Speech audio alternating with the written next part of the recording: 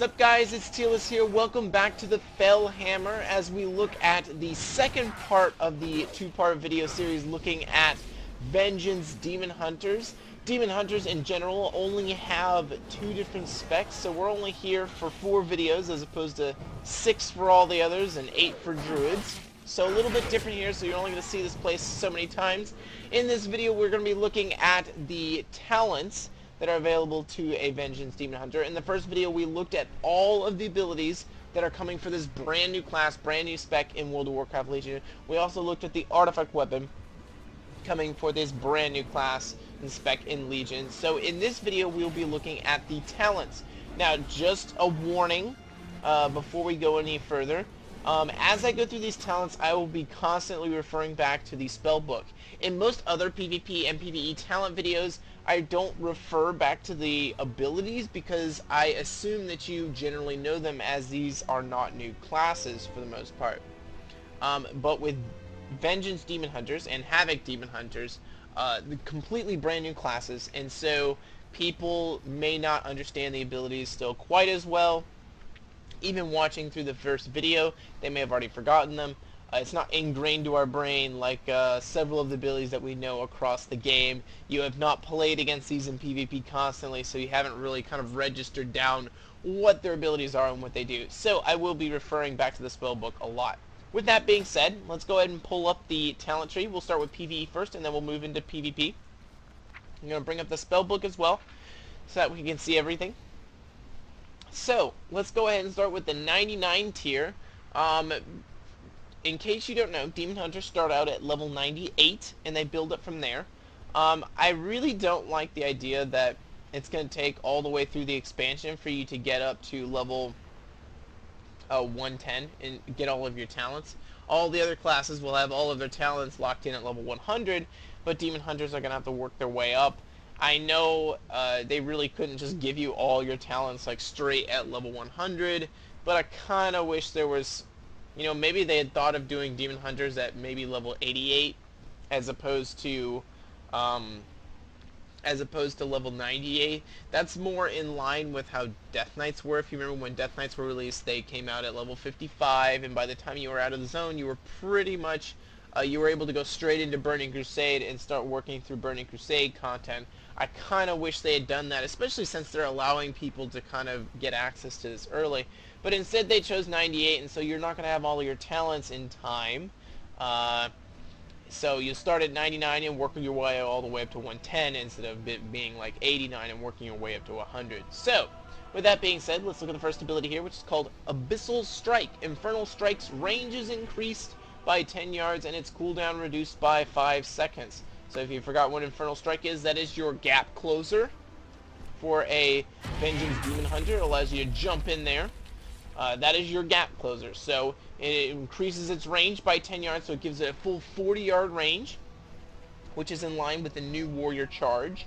And its cooldown is reduced by 5 seconds, so you now have a 15-second recharge with double charges on it. So you have like a 7.5 second basically gap closer with Infernal Strike. The only thing I'm worried about is that since it's targetable, Warriors know this very well.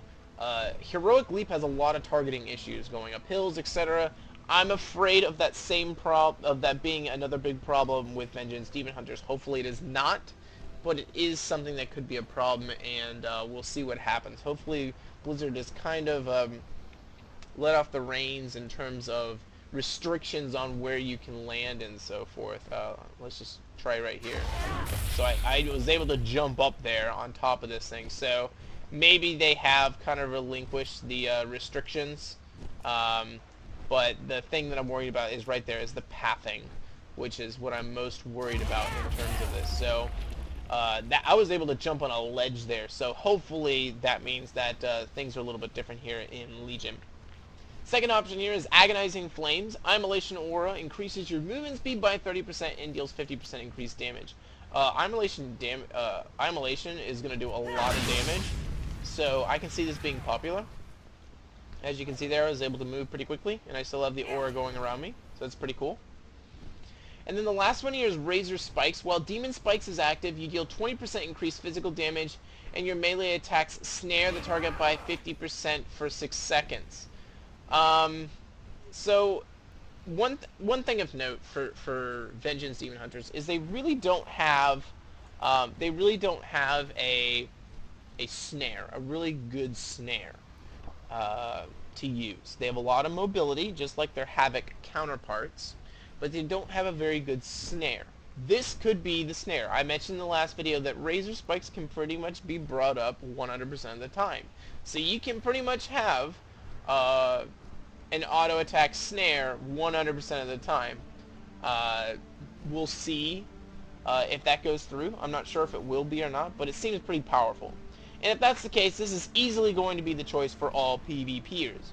Whereas PvEers, PvPers could take Abyssal Strike. But otherwise, PvEers, I don't think will be taking Abyssal Strike. It'll be up to the theory crafters as to whether the increased damage on this, which you can pretty much have up 100% of the time, the increased damage on this is better, or the increased damage on this is better. So it'll be up to them to decide which one is better for Vengeance. I'm sure they won't be too thrilled about it, because who wants to theory craft about the damage of a tank? But it will probably become essential, you know, on time-gated our bosses that have a timer before Enrage, and you want to get as much damage as possible out. In the level 100 tier, we have Feast of Souls. Soul Cleave heals you for an additional 74,000 over 6 seconds. So if you remember, Soul Cleave is your second ability, it's your second main ability as a Vengeance Demon Hunter that consumes all the little souls around you and then heals depending on, you know, how much you have there. So you have 30 to 60 pain, and it will heal yourself depending on how much you have there. So it heals there, but this gives it an additional healing over time effect. And it says your Feast of Souls have healed for 0 shadow, 29,000 overhealed. So you can get extra healing out of Soul Cleave if you get Feast of Souls. Second option here is Fallout. Immolation Aura's initial burst has a chance to shatter lesser soul fragments from enemies. So let's go ahead and use this here and see if we can see any soul fragments. Oh, that's amazing. And an AoE boss like that, I got 5 to pop out right there.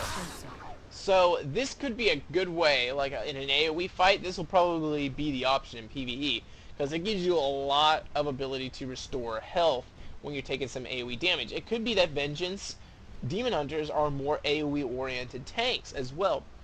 I mentioned in the Guardian Druid video, and I didn't mention this in the first video, I've already mentioned basically about how each tank has its own little kind of niche, however you pronounce it, and they basically, you know, bears having a lot of health pool. With Vengeance Demon Hunters, it's all about restoring your health through souls and getting that parry rating through the spikes and so forth, self-buffing to reduce damage. So the other thing that is also unique about different tanks in World of Warcraft Legion, it comes from the fact that I think they are trying to make it so that some tanks will be better at more AoE type of tanking, and then more will be better at single target tanking. Now that already does exist in the game, but I think they're going to try and, you know, expand on that, and then give you more options so that you can focus your tank into certain directions. I want to be more of an AoE tank, I'm going for this. I want to be more of a single target tank, I'm going for these talents type of thing. So that already is in the game somewhat, but they are trying to do that with both tanks and healers to say, okay, you're going to have some AoE options here, you're going to have some single target options here. It depends on what your guild or your team needs in a raid setting, which is pretty cool.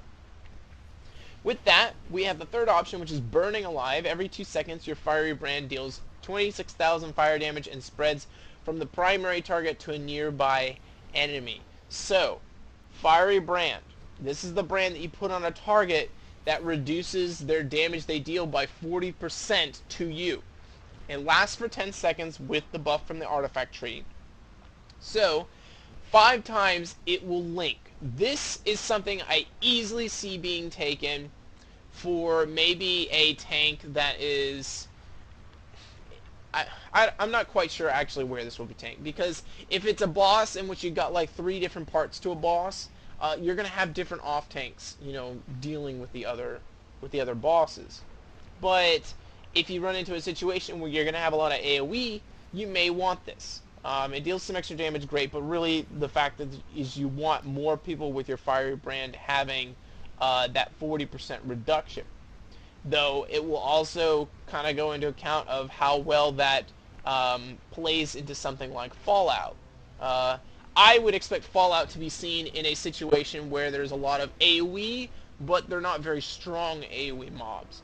This is something, Burning Alive is something where you've got a lot of strong, heavy-hitting AoE mobs, but, it's not as much AoE. So, I guess you could say a good example here would be if I've got, like, 20 imps attacking me, I would want something like Fallout in addition to the raid boss. Whereas, Burning Alive, I would want something more like I'm tanking the raid boss, but then he's also dropped 4 Infernals down. Then you want something like Burning Alive. So you have that option there. And then on top of that, for more single target, you can do Feast of Souls. You got a lot of options here. And then PvP, I have no clue which one will be taken, but you have a lot of options here in what you would like to take.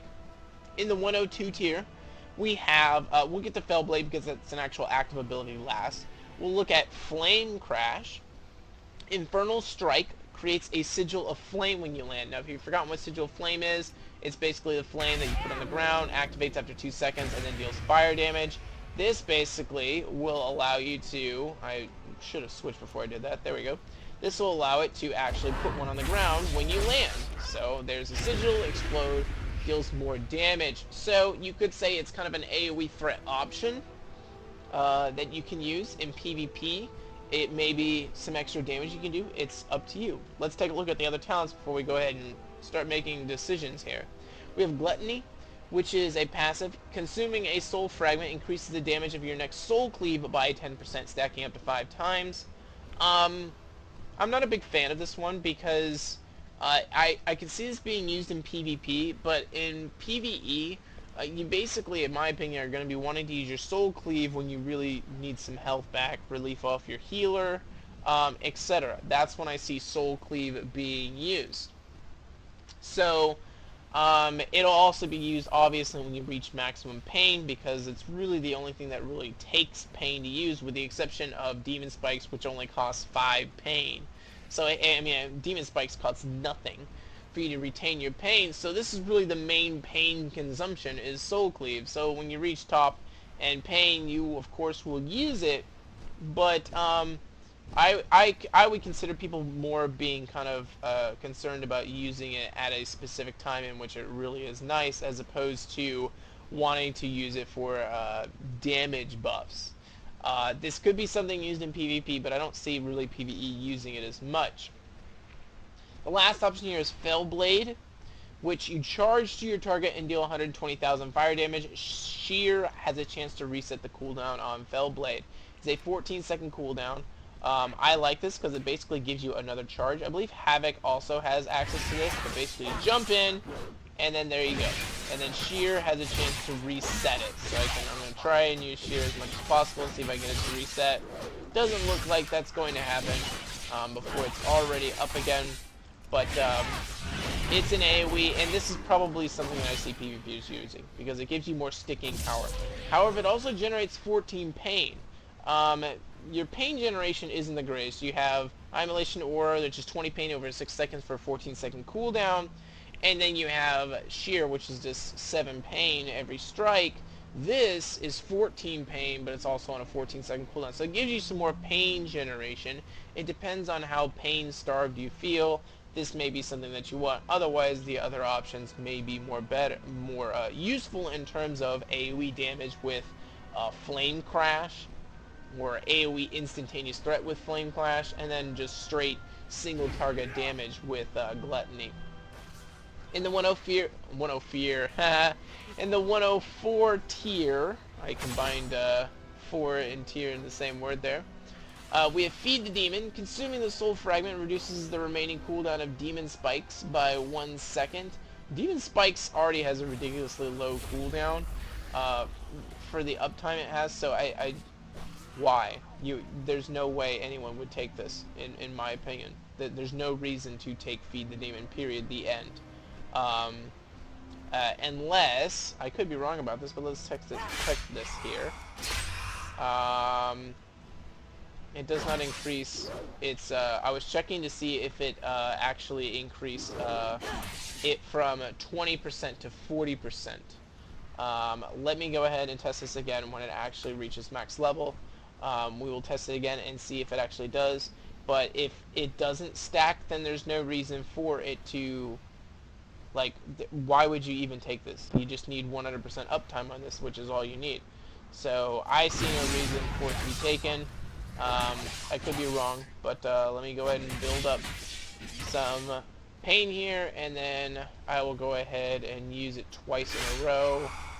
And no, it's just the 30% extra from the artifact weapon, and then that's it. So there's no reason to take Feed the Demon. I see no reason why it should be there. The option on the right hand side is Soul Rending. Gain 50% leech while Metamorphosis is active, so this turns Metamorphosis into an even bigger cooldown. I guess you could say a defensive cooldown, because it increases your current and maximum health by 45% and generates 7 pain every 1 second for 15 seconds. So this will give you even more healing when that happens. Big defensive cooldown, so it makes it even stronger. Last option is Fracture. Brutally slam your target for 180,000 physical damage and shatter 2 lesser soul fragments from this. So this gives you more it gives you something to actually spend your pain on, for one. And then it gives you more ways to actually, it gives you another way to use your pain, and then it gives you another way to actually shatter off more of these soul fragments. So let's go ahead and use this here. I believe I already have this down here somewhere. Yes, here's Fracture. So let's go ahead and use this right here. I'm going to wait for immolation to stop ticking. And then we're going to go ahead and use it right here. And you see it's just a quick dash, and there you go. Pretty simple as that. So I'm going to consume all these souls right there and get all the healing out of it. So I don't know how popular this will be. 40 pain is a lot, and I have a feeling that people will want to stick to using Soul Cleave for their pain. However, if it ends up that you're just able to generate a lot of pain consistently, then this may be something that people take. In the 106 tier, we have concentrated sigils. All sigils are now targeted at your location, and the duration of their effects is increased by 2 seconds. So this basically means that it now happens exactly where I land, and at the same time, it now lasts for 2 seconds longer. So their effects, normally this would last for only 6 seconds, now it lasts for 8 seconds. This one is increased to 8 seconds instead of 6 seconds for the damage over time. 8 seconds silence, and then lastly a 32-second fear. I'm guessing in PvP that would also increase the PvP length of it, probably from, I'm not sure what the PvP length of it would be, either 6 seconds or 8 seconds. That would increase it to either 8 or 10, most likely. So, but it now pops right underneath you, and as you know, I was complaining about how I didn't like how sigils, there were so many ground targeted abilities. As a Vengeance Demon Hunter, this would get rid of a lot of them. On the right hand side, we have another ability dealing with your sigil, is all sigils activate 1 second faster, and their cooldowns are reduced by 20%. So this brings the 2-minute cooldown to 1.6 minutes. It brings the 1-minute cooldowns of Silence and Misery down to 48 seconds, and then it brings the Sigil of Flame down to 24 seconds. So that is actually a pretty cool, this is a pretty cool talent to have here. Allows your sigils to be up more. However, they're back to being ground targeted, which you may or may not like. It depends on your play style. But it does activate quicker, so as you launch it right there, it immediately explodes pretty quickly, so they become easier to aim and attack. So this may be a PvP option, to be able to launch these off quicker. Who knows? Maybe if you don't like the ground targeting, you may go with concentrated sigils. The last option here is Fell Eruption. Impales the target for 240,000 chaos damage and stuns them for 2 seconds. Inflicts an additional 100% damage against targets permanently immune to stuns. I'm not sure how this will actually work in PvP. Sorry, in PvE. In terms of its damage. This may be a popular item just because it does a lot of damage. But it's only 10 pain. 10 pain is not hard to get at all. So I can see PvPers taking this easily as its option because stuns are super powerful in Legion. So I'm going to go and use this here. Right there, you can see a little, kind of like chops up little fell, I don't even know what it is, little fell spikes out of the ground. Hits them, stuns them, and does a ton of damage. 35-second cooldown. For the most part, from what I've heard, this is the option people are choosing, though if you aren't happy with how sigils are functioning, as a Vengeance Demon Hunter, you could choose to go with either one of them instead. So, with that, let's move to the 108 tier, which we have Blade Turning. Pairing an attack increases the pain generation of your next shear by 50%. So I can't really show this off because I'm not pairing anything, and I'm not going to go tango with the tanking dummies because I don't even think it would work, and I'm always afraid of dying from those tanking dummies. But basically this would allow it to generate 14 by 50%, sorry. So it probably would be my guess is it probably they would round it down. It would be generates 10 pain instead of 7 pain. It's kind of lame, but it's extra generation. That's if you're struggling with pain generation. I'm not sure how difficult pain generation will be in PvE, so it'll be an option, but I'm not quite sure how popular it will be. We have Spirit Bomb. Launch a nearby soul fragment at your target, dealing 20,000 shadow damage to all nearby enemies and afflicting them with frailty for 15 seconds. You'll heal for 5% of all damage you deal to enemies with frailty. So, we'll go ahead and launch, oh, I need a nearby soul fragment, so let's go ahead and build up the soul fragments here as best I can. There we go, launch them all out, and then I'm going to launch them in with this ability, and oh, I can launch them one at a time. Okay, so that's really cool. So now they all have frailty, and I'm able to get healing off of them, in addition to my Spirit Cleave healing. So that's actually pretty cool.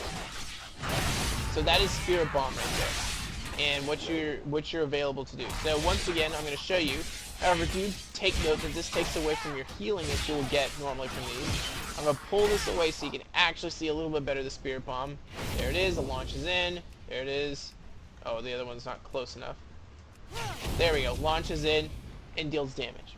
So it's an option for PvP and PvE. I'm not really sure where this will be used. In PvE, I feel like you want to save your lesser soul fragments for actual healing instead of actually just launching them in. I mean, you will heal for 5% of all damage you deal to targets with frailty. It afflicts all nearby enemies, so maybe it'll be... That Demon Hunter just went off the edge. Sorry, you'll have to rewind the video and watch that. That was pretty funny. Spirit Bomb, maybe in an AoE fight, because you're targeting all these enemies, and then if you're able to do a lot of damage with Immolation, you could end up doing a lot of healing with Spirit Bomb. Otherwise, I don't see this being taken in any PvE single target fights, and in PvP, I'm not quite sure where this fits in. With that being said, the third option here is called Fell Devastation. Unleash the Fell within you, damaging enemies directly in front of you for 441,000 fire damage over 2 seconds. Causing damage also heals you. Causing damage also heals you for up to 802,000 health. So that's kind of strange, the wording of that. Causing damage also heals you for, I mean, you're gonna deal damage with this Fell Devastation. So I don't know why it says causing damage also heals you for... My guess is the tooltip is supposed to really read, unleash the Fell within you, damaging enemies directly in front of you for 441,000 fire damage for 2 seconds, and healing you for 802,000, up to 802 health, 1,000 health. That's my guess is what it should more be like. So we're gonna go ahead and grab this here, build it up real quick, so we can see what this does, how much damage it's able to do. And once the immolation ticks off, we will go ahead. It's got a 20-yard range, so we'll go ahead and use it. So this is very much like the Havoc Demon Hunter version of like I-Beam. You can get Fell Devastation, have your own version of I-Beam, I guess you could say. And that is what Fell Devastation is. A lot of damage, and you should get some healing out of it. It says Fell damage was hitting for a lot of damage. Looks like 50,000 per tick.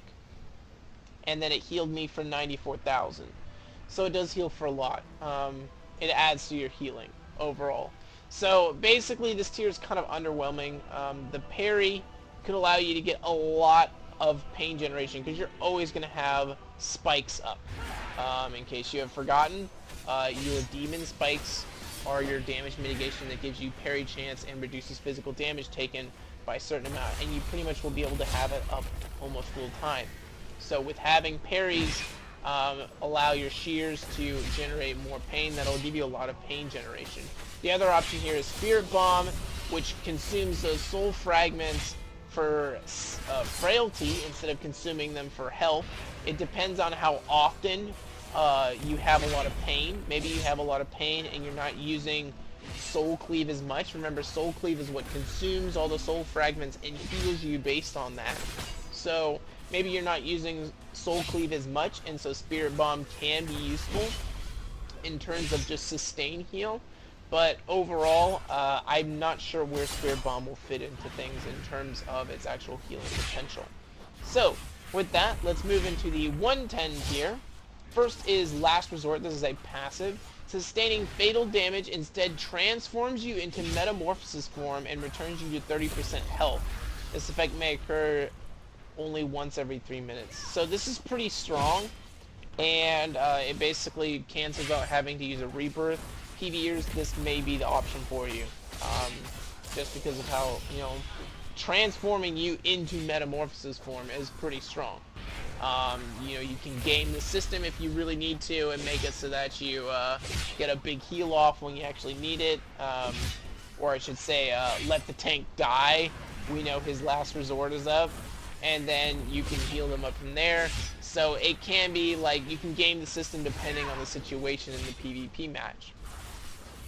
The option over here is called Soul Barrier. Shield yourself for 8 seconds, absorbing 86,000 damage and consuming a soul fragment adds Shield yourself for 8 seconds, absorbing 286,000 damage. Consuming a soul fragment adds 47,000 damage to the shield.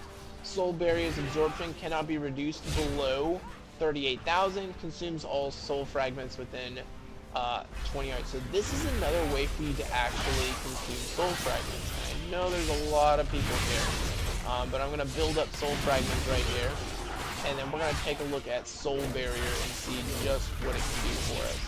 So we have only one soul fragment here. I thought we would have had more by now. I will continue to use this, and we'll use Immolation Ore to get as much out as possible. There, we're up to 4 now, so I'm going to use this now. It's going to consume everyone. I got this small barrier. It's this pinkish barrier around me, kind of hard to see. And that is the Soul Barrier.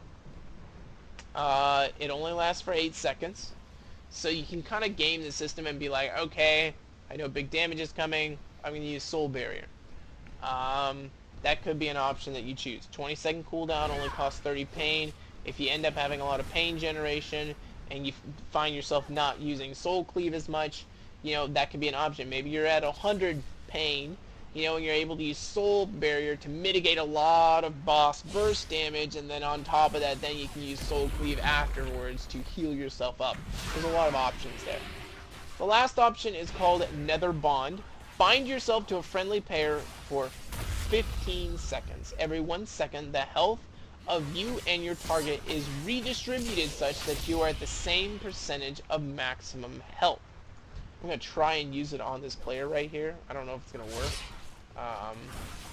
It doesn't look like it. So I have to be in a party with someone, so you can't just, randomly go go mess with someone and like jump off a cliff or something and get yourself knocked down to like 5% health, and it'll be redistributed with them. They have to actually be in a party with you. But it will bind you to a player target, and then it will make sure that you guys are always at maximum health. So maybe if you're in a single target tank fight, Nether Bond can be something that you can bind to the, maybe like if your raid has a third tank, you can bind it to the third tank to keep the Vengeance Demon Hunter alive longer. That is something that is possible. It's just pretty cool. I think it's pretty interesting if you ask me. So that's all the talents for a Vengeance Demon Hunter in terms of PvE. Let's go ahead and take a look at the honor talents for a PvP Vengeance Demon Hunter. PvP functions a little bit differently in World of Warcraft Legion. You'll start at level 1 and you'll work your way all the way up to level 50. At level 1 you'll get Gladiator's Medallion. By level 10 you'll have Sigil Mastery. Then at 13 you'll get Adaptation and you'll work your way down from there. And then the same thing will be repeated for the third tier all the way down to Illidan's Grasp, which will be given at level 46, and then at level 50 you can choose to prestige and get like a mount or a pet depending on the level, and start all over at 1 again and start with Gladiator's Medallion again and work your way all the way up again. It's up to you. You know, maybe you don't want to deal with leveling up all your talents again. Otherwise, you could be like, you just want to get all the cool vanity stuff and pets and mounts and so forth, and you may want to go for it. It's up to you. So, with that being said, the very first tier is dealing with an Honorable Medallion. The Honorable Medallion is a 3-minute trinket, basically. It's a 3-minute heirloom trinket, and you get it automatically from entering a BG. You can replace that with a 2-minute trinket, the one you're accustomed to, and that is the Gladiator's Medallion. Your second option is Adaptation. All loss control effects with a duration of 5 seconds or more will activate your Honorable Medallion spell, but only causes it to incur a 60-second cooldown. That basically is an option. It doesn't give you really much control over your actual over your trinket. You do have access to Honorable Medallion. However, the Honorable Medallion, I do believe, will cause Adaptation to go on a 3-minute cooldown. So do take note and be careful of that. Otherwise, the third option here is something that I really only see tanks taking, though the squishier tanks that rely on parry and dodges may not want to take this. It replaces your Honorable Medallion, and the duration of incoming crowd control effects is reduced by 25%. This is something that I can see bears taking real easily, but when it's something like maybe something like either a Brewmaster or even a Vengeance Demon Hunter here, where you kind of have to rely on some active mitigation to really reduce your damage, you got to be careful, and so that may be not the best option. It's up to you though. The second tier here is the tank tier. We have Relentless Assault. Being attacked increases your damage by 3%, lasts for 5 seconds, stacks up to 5 times. So if you're being attacked a lot, you're going to basically always have a 15% damage buff. There's Tormentor. Your Torment has a reduced range, but causes enemy player to be intimidated, increasing your damage taken by 20% for 6 seconds. Their damage taken by 20% for 6 seconds. Your melee attacks refresh the duration of the intimidated. This is just like Guardian Turrets. This is so powerful in PvP. I just don't see anyone else taking anything but this. You basically get to pick a target out and mark them for death, so to say, and everyone will be doing increased damage to them. Your taunts on an 8-second cooldown. This is just so strong. I really don't see many scenarios in which this is not being taken. The last option here is Softened Blows. Any non-periodic attack that deals damage less than 10% of your maximum health is reduced by 20%. So all the little stuff like Frost Bolts and Fireballs and Shadow Bolts, those will be mitigated by this pretty well. The big stuff like a Pyroblast, a Greater Pyroblast, Chaos Bolt, Sniper Shot, that's not going to be, like, this will not mitigate that damage. So just be warned, you're open to very big bursts, but at the same time you're able to be protected by a lot of non-periodic damage out there, small damage out there. You basically you get a 20% reduction on all of that. I see this being taken a lot maybe in uncoordinated PvP, but in coordinated PvP you can bet Tormentor is going to be the option without question. In this third tier, we have Solitude. Increases the damage by 15% and attack speed by 15% when there are no allies within 15 yards.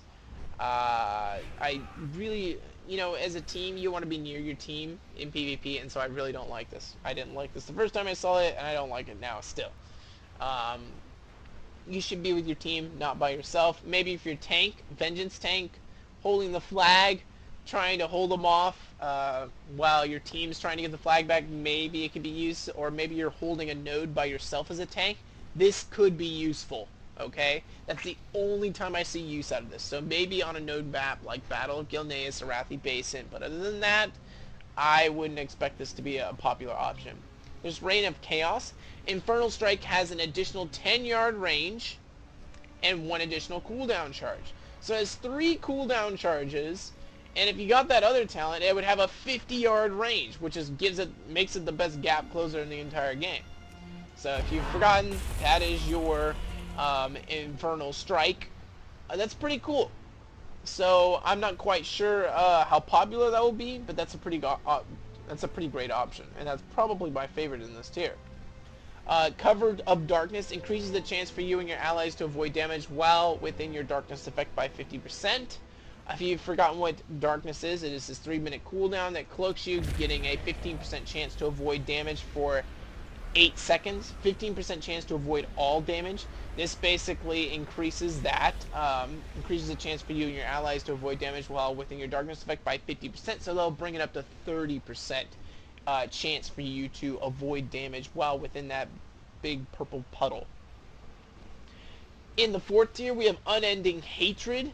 Anytime you're a victim to magical effect, you gain 5 pain, so you're going to be gaining a lot of pain here, which means that you'll be able to do a lot of soul cleaving, which means that as long as you have a lot of soul fragments out, you'll be able to do a lot of healing.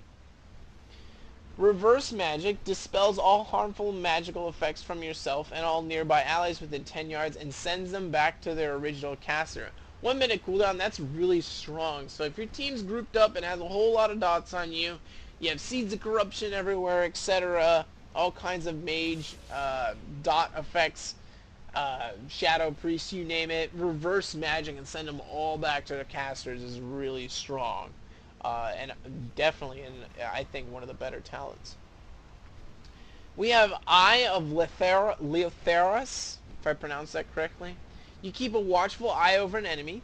Whenever they cast a harmful spell, they suffer 7% of the health in shadow damage and refresh the duration of Eye of Leotheras. Cast 6 seconds. So, this is pretty interesting. If you have a spellcaster that spams a lot of spells very quickly, like dot effects, etc., maybe a moonkin running around doing moonfire everywhere, this is going to be brutal, especially if you have that person that's just not paying attention, and he just sits in there and he runs in and he dots everything up, and all of a sudden he melts. He just 7% of his health just constantly being ticked away. So this could be really strong. It could be a fun one to play with different players. They're gonna be like, you know, how in the world do I have like no health? How did I die so quickly? Well, you were moonfire spamming. So this can be a lot of fun. And I would say the more experienced players, they're not gonna fall for this. So it's basically gonna be up to Reverse Magic and Unending Hatred. In that case, probably Reverse Magic in the more high-rated brackets. In the 5th tier, we have Everlasting Hunt. Dealing damage increases your movement speed by 15% for 3 seconds. So basically, as long as you're dealing damage, you will always be able to have an increased movement speed by 15%. Remember, the Immolation Aura lasts for 6 seconds, and as long as you're near someone, you'll be dealing damage to them. So it is an option. You have Cleansed by the Flame. Immolation Aura dispels all magical effects on you when cast. I kind of like this. I really like Immolation Aura as an ability. So this will give you kind of even some more ability for Immolation Aura to be a strong, a potent, now kind of a way to dispel stuff as a way to deal damage. And then your last option here is Jagged Spikes. While Demon Spikes is active, which should be pretty much, as I've mentioned numerous times, pretty much 100% of the time, while Demon Spikes is active, melee attacks against you cause physical damage back to the attacker equal to 30% of the damage taken. Oh my gosh, I butchered that tooltip.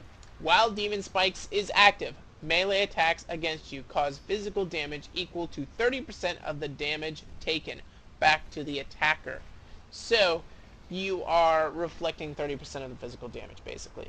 And since jagged spikes should pretty much always be up, there's really no reason for you not to have this, and you constantly have a 30% reflect on them, which is pretty strong.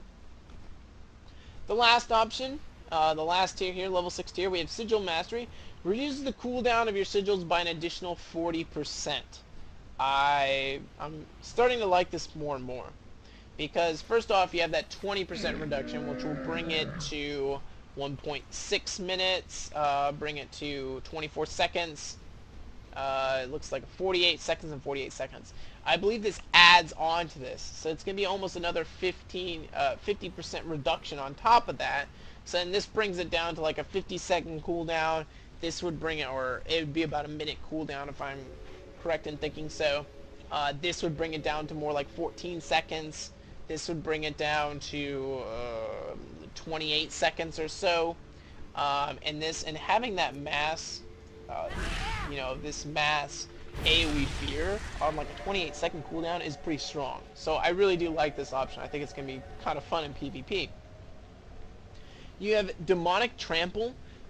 You enter Metamorphosis moving at 200% increased speed for 8 seconds, knocking down all enemies within your path, dealing 18,000 physical damage. During Demonic Trample, you cannot be affected by snares, but cannot cast... You are unaffected by snares, but cannot cast spells or use your normal attacks. So, this just turns you into a big bull, knocking everything down. It looks like a lot of fun, but I think its utility, its usage maybe won't be the best. I could be wrong. There may be some nice options for this in a rated setting, maybe in Capture the Flag or something, getting away with the flag, etc. It's only on a 30-second cooldown, so that's pretty cool. So there could be some really big uses in a Capture the Flag setting, but I think outside of that, I don't think you will see this very much. And I'm not sure how this would fit into an arena setting either, so... but definitely an interesting ability to have. The last option here is going to be Illidan's Grasp, 1.5 minute cooldown. You strangle the target with demonic magic, dangling them in place for 6 seconds. It sounds kind of like Strangulate. Use Illidan's Grasp again to toss the target to a location within 40 yards, stunning them and all nearby enemies within 3 seconds, dealing 21,000 shadow damage. That's awesome. And as cool as Demonic Trample is, this is way better in terms of PvP. Just think about it. You use Illidan's Grasp on the flag carrier, and you throw him into a hornet's nest of your team. I mean, if you're a Horde player, or in my case, I'm an Alliance player, basically I say, nah, you're not getting away. Illidan's Grasp, and I throw him into a hornet's nest of Alliance players, and then he has to escape from that. That's awesome. That's really cool, and it's going to be a lot of fun just chucking people across the map and being like, alright, you got to deal with all these guys here. I'm going to love using this on rogues that escape. Anybody who like tries to run away, has those, those track shoes on, their Nikes on, I'm going to be using this on them all the time. They've blown all their cooldowns, their vanishes, whatever. I'm going to be like, Illidan's Grasp, here, deal with it. And just kind of like laugh the entire way. So this one's a lot of fun. 1.5 minute cooldown. I really love this tier. I think this tier is awesome. The others are not as interesting as this one, but this one's really a lot of fun. And Vengeance Demon Hunters, I think, are actually going to be a lot of fun in PvP. Overall, Demon Hunters are going to be a lot of fun in PvP. The sigils are something that you're going to have to get used to in terms of the timing of them and everything, but they have a lot of potential, which is really cool. Otherwise, that is everything for Vengeance Demon Hunters coming in World of Warcraft Legion. I know these videos were long, but they're brand new spells, so we had to kind of go through and backtrack several times on, the abilities and what they, just reminding you what these abilities actually do. So there's a lot of options here, a lot of fun. I personally am liking Demon Hunter. The only thing that I'm worried about is that pretty much everyone's going to be a Demon Hunter when we get out there. So hopefully that won't be the case. I will say that I do think Demon Hunters have a higher skill floor than Death Knights did. So I think, as opposed to Wrath of the Lich King, when Death Knights came out and they were all over the place and they were like the top and everything, I think to be really good at a Demon Hunter, it's going to take a lot more work than it did with a Death Knight, and so you're going to see probably some less Demon Hunters because of that. So, with that, this is the last time you'll see the Fellhammer unless I decide to go to do a little class order hall overview of what is coming in Legion. Otherwise, this will be the last time from Fellhammer, and this is the last of the Demon Hunter specs. There's only 2, remember, there's not 3. So there's only 2 specs to deal with as a Demon Hunter. And I hope you guys enjoyed this video, and I hope to see some Demon Hunters out there, not a whole ton of them. But otherwise, this is Tearless, and I will see you guys in the next video. Tearless out.